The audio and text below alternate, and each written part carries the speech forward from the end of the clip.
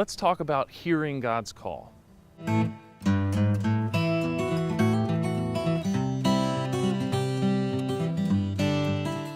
When we're discerning our vocation or God's call for us, there's one very important question we have to answer. What does God's voice sound like?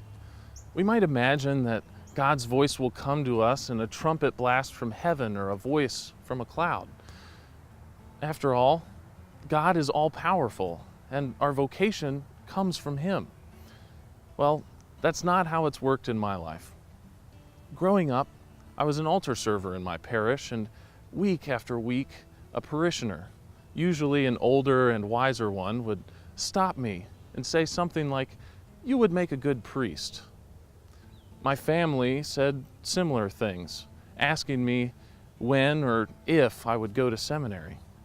And one day, many years later, when I was teaching a class on vocation to a group of high school students, a hand went up in the back of the room. And a student asked me, "Mr. Defresne, have you ever thought about becoming a priest?" In 1 Kings 19, we learn that God's voice doesn't always come with a lot of fanfare.